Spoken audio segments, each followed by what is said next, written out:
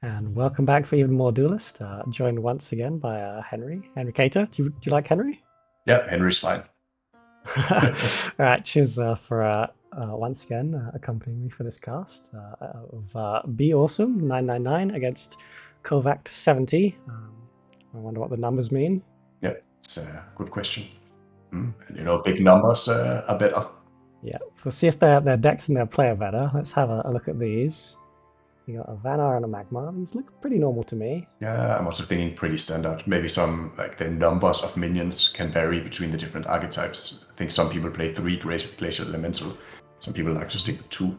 It looks pretty standard, yeah. Yeah, I like Glacial Elemental. The problem, of course, is that like if you draw it without the Vespers, or like you've deployed all your wolves earlier on with like a Lady Lock or something, and then you draw the Elemental, it's a bit unfortunate. But when it all lines up, it's just fantastic. Yeah, exactly. And yeah, Vanar, this form of the game has some really strong cards, like Fenrir Maulmaster is absolutely bonkers in my opinion as a 3-drop. It's insane. Yeah. And what else do we have here? Iraqi Headhunter, a Razorback is also, just crazy stuff these days. Yeah, Iraqi Headhunter is another one of those cards that, like, when you draw your cards in the right order, it's absolutely nuts. Yeah. If you draw it at the end of the chain after you deploy to your opening camp, it's like, oh, it's an easy replace at least. Yeah. And their other deck is Deck F, they've named it, which I don't know what that means. F in the chat. F in the chat from Magmar. They're running a couple of Tremors, but aside from that, it's fairly normal. Kind of normal, but the Artifact Hunter is something that I don't see all that often. Yeah, it's a little weird to run an Artifact Hunter over just the 3rd copy of Twin Fang. Yeah, because what do you actually want to get from it, right? There are not that many good artifacts to get when you can just take an extra Twin Fang instead. Yeah. I guess you get the body with it, so... Yeah, it can like do a little bit on board and help with your hand size and so on like that. So yeah, it's definitely not terrible. No. What do you think about Veteran Silithar? It's also one of those cards that's better in this version of the game. I think it was 4-3 before. Anything like 4 HP or less just sort of died. Yeah. So the 4/5 stat line is fantastic. Actually, it's not just strictly better because now the eggs hatch at the end of your next turn. So, sometimes it can actually be a bit slow to hatch and continue getting that value. I think, it just partly shows how good Magmar's like card pool is. That, it seems sort of like middle of the road for them. Like this card should be pretty monstrous. Yeah. And actually also now the eggs, if I remember correctly, also don't have rush when they hatch. I'm not sure about that. I think they like transform, yeah. I'm thinking just in regards to egg morph, it actually has the effect that you can also hatch your own eggs, even though you never see it used. Yeah, no, I've definitely seen it hatch like a Silithar Elder Egg. And that does rush out. I think like if the minion, like if you played a minion and it died that turn and then you tried to egg morph it, it wouldn't have rush. But if it's like had come from like your previous turn or whatever, it would. So it like carries on the activation state that the minion would have had. Yeah, that would make sense. And against BAwesome, as I mentioned, we've got Kovacd70. And they're running the same factions, but very different decks. Very different, yeah. I like to see the big boy, the Colossus, in there. Some growing in his Magmar deck. Generally, a lot of growth deck, grow minions. Yeah, did some of the grow minions get buffed? I haven't seen them much, but I recall them getting like small little like HP point buffs here and there. Yeah, I think Grimrock now is 2/5 or 3/5, and growth +4/+4. It still hasn't been quite enough to like push them through to the mainstream, but they're definitely minions that you can't ignore for very long before they do take over. Yeah. One problem I might see is that there are only these 5 2-drops, right? I mean, you have the flashes for sure, but you might sometimes not have a 2-drop if you go first. Pray to the gods of the Mulligan to grant you strength, I suppose. Yep. But even more bizarre than just running 5 2-drops is this Vanar list. Yeah, it's full-blown onesies. Just one of each, please. They're all good minions. I wonder what the thought process was behind picking one over the other, right? I think you can always pick out some minions that are stronger and that you want more copies of. But yeah. Yeah, maybe they were having a hard time choosing or something. It's like, I just want of everything. But yeah, definitely a bit odd. It's the kind of list that would probably work better. I mean, it's an open deck list like format. Like your opponent knows what you're running; they can like see it. They're not like, oh my god, like how they fitting in room for Bone Reaper and Grail Master and Avalanche. You know, like your opponent can see that. Even Sorel, I'm a bit surprised we don't see Crystal Wisp here because he has a lot of late game big boys. And yeah, and only one Heart Sister I find interesting. I find that card really good. Yeah, and only 2 Fenrir Masters as well. Like the reason people like run 3 ofs a lot is because there's some really good cards in Duelyst that you want to see every game. Yeah. Kovacd disagrees a little bit. I don't think he's got a single 3 of. Yeah, also, by the way, one thing worth noting on the Magma deck as well that we see is that he actually doesn't run Vindicator in it. Just realized. So, yeah, Vindicator is a crazily good card. I mean, even if you're like not doing much of it, like your opponent is like compelled to destroy it. Yeah. It's a 3-drop that always sucks in removal every time. And yeah, and he has a 1 Senrui as well. So that's interesting in the Magma mirror because opening gambits work before the summon. Means if you steal a Vindicator with Senrui, your Senrui instantly gains Rush, which can be very swingy. Yeah, that's a nice interaction for people to take note of. If you see that, yeah, having a Rush 4/3 as well, stealing that Vindicator, really strong. Yeah. Don't think there's too much chance of seeing it with just a one-off, but you never know. Let's open up the first game and have a look. All right, let's get into it. We got Magma vs Banner. Oh, and the nice Rust Crawler skin, actually. I think this can crash the game, so hopefully it doesn't. I think they fixed that bug, yeah. Okay. It looks nice, though, doesn't it? Yeah, it's really good. They made some great cosmetics, in my opinion, already. Even though we didn't see so much in the open test, I think, yeah, we're going to see more awesome stuff. Yeah, you only got like a few like choices for cosmetics, and a lot of people just went for the Mark II Generals. Yeah. Tried and true, they look good now. They are also really looking good. So. But yeah, let's see what he plays here, I suppose. You could just set up the Snowman and you can draw into a Vesper next turn with the Cryogenesis. Yeah, what I do like when the opponent plays a Rust Crawler as Magma is that you're kind of natural selection proof. Feels good. But he opts for swapping. Oh, that's interesting. I guess it denies Kovacd ramping to 4, which actually it's probably going to annoy them because they were going to play this Grimrock. For sure. Yeah, but developing a Silithar now seems okay. You can just clear the board with Cryogenesis if you want. And also play, let's see what he gets from it. But I guess he would get a Snow Chaser. Yeah.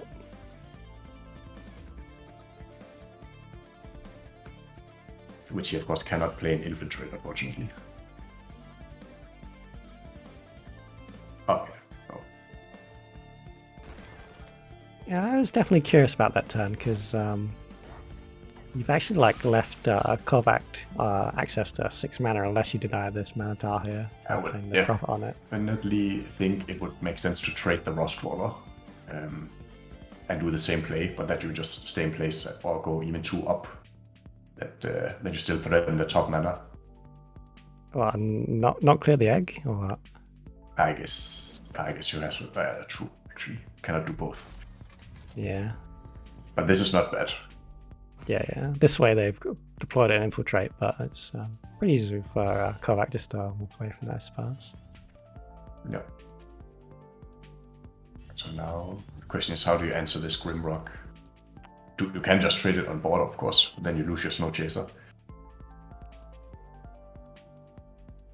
What you can do, you actually can deal with it by having your Snow Chaser trade into the 1/2 and then deploying your Snowman and the Snow Chaser for the extra 2 damage. Yep. Which I think is what I would do. Primus Fist is also... Yeah, Primus Fist would not be bad, but... yeah, I guess if you play the Primus Fist, you sort of have 3 mana left over and you sort of feel compelled to play the Elemental anyway without the value, so yeah. And yeah, he also just replaced into the Chromatic Cold. So that's something. Yeah, so even another option they have for dealing with it. I really do like developing the snowman though, just to also have it developed. Yeah, that's another scary card that your opponent like really wants to deal with. Yep. And of course you get Plasma Stormed in that way, but yeah, it's not the strongest Plasma Storm either, I suppose.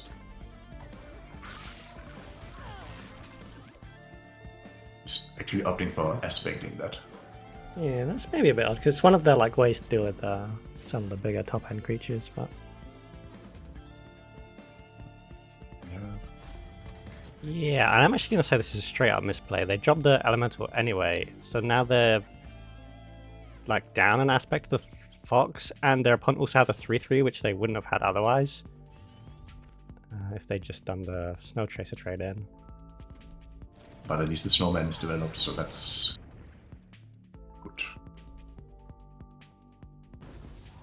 Yeah, they're quite lucky that they drew into the Bone Chill barriers as well, because the Elemental is one of those cards where, you know, when you're playing against it, like, you always assume they have like whatever it takes to clear your board. But when you're playing with it, you know, you're sometimes just like praying you like draw into those vestments to get the damage you need. Yeah, that's true.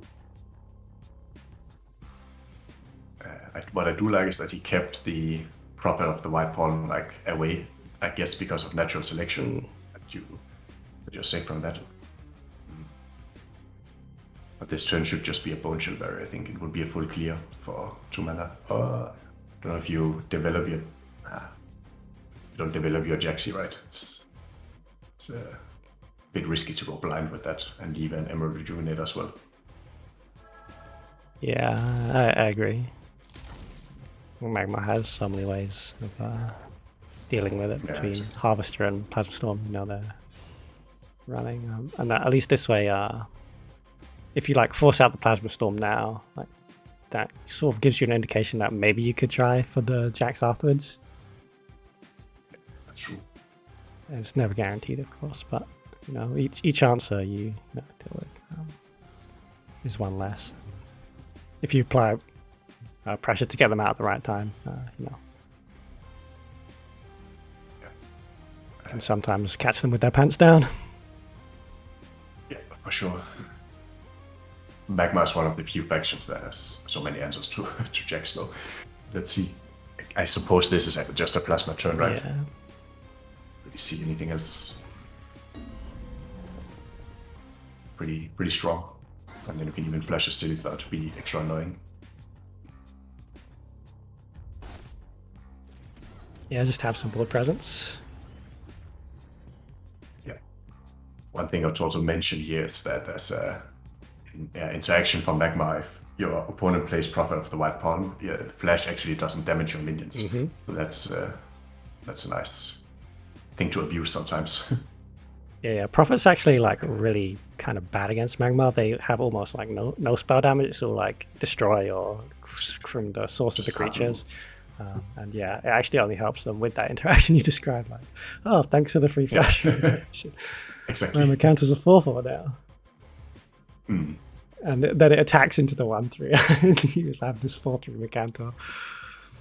That's beautiful. Yeah. Now he has some different options.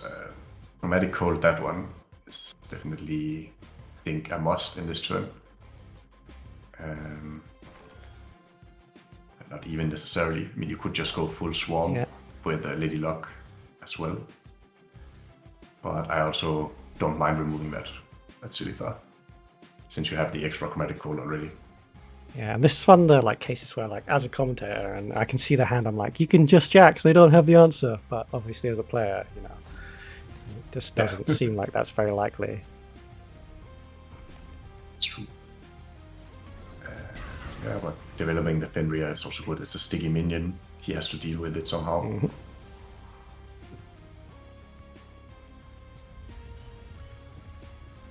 Or just ignore it.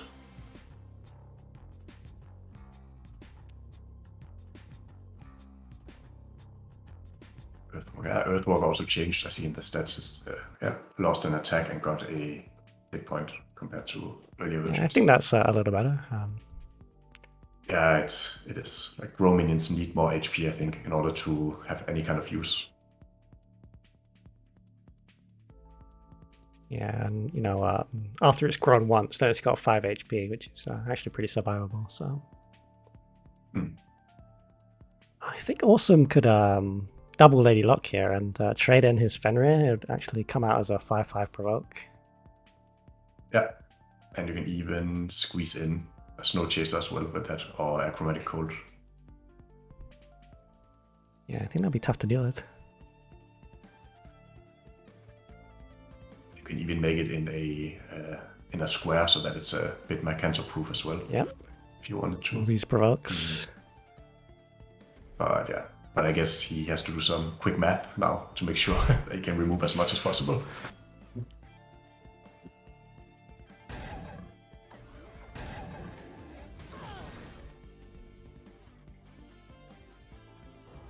Yeah, he's going for Luck and another Fenrir.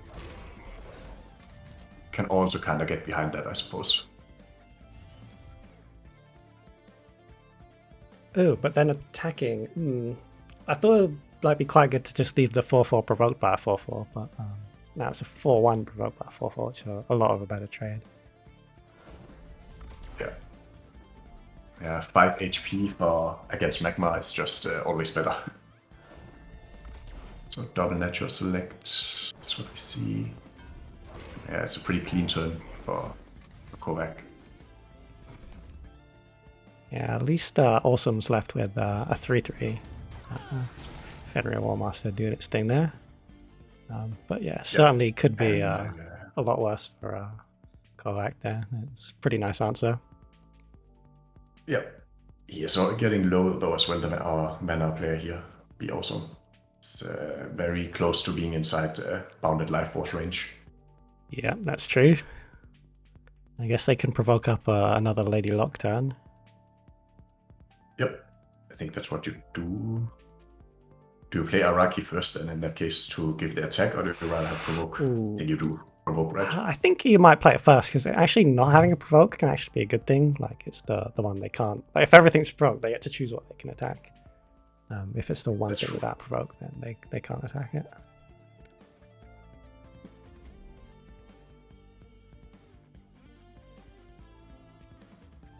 I think you just have to definitely swarm and set yourself up so that you don't get Mythron too heavily.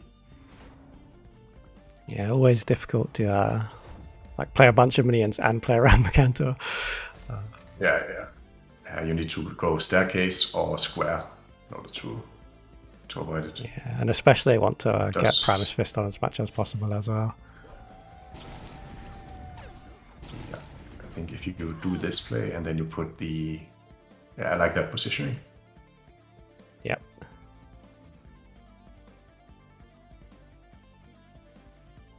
And next turn, it's a lot of damage. And... Yeah, are they dead or is it one shot?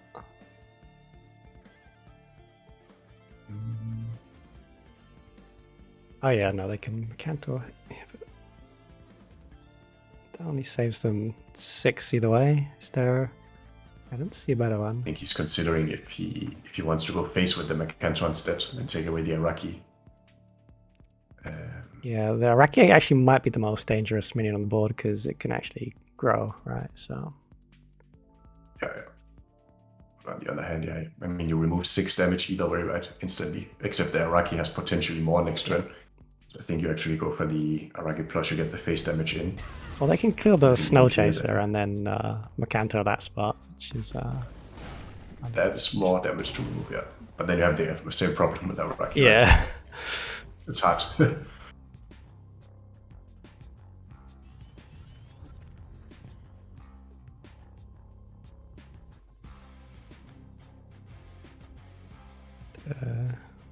So there's a tough choice, and the emote comes up. Please don't kill me. But I think they're going to be okay. But now, yeah.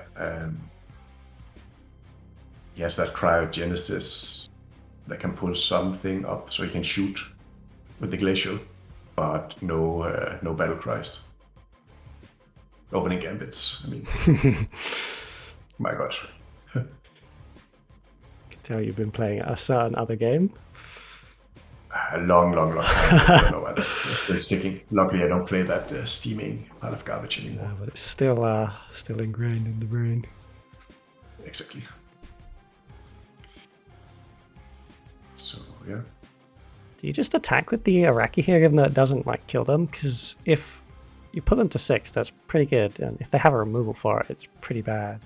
But you could like hope that you draw like a Half Sister or something, in which case you'd then regret having attacked. I think he's going to regret not using the Glacial as a blocker for himself. Yeah. Because he's going to just die to Bounded Life Force next turn. No one expects the Bounded Life Force. Exactly. And this is where, you should actually check the deck list. It's there. Yeah, they really shouldn't lose this game. At the start of their turn, they really should be in a position where they don't lose the game. But yeah, small misplay, and that's all you need sometimes to claw your opponent. Yeah, exactly. Yeah, there are plenty of options to block your general out. There's no need for you to actually also hit with your general there, I think. Yeah, but well played.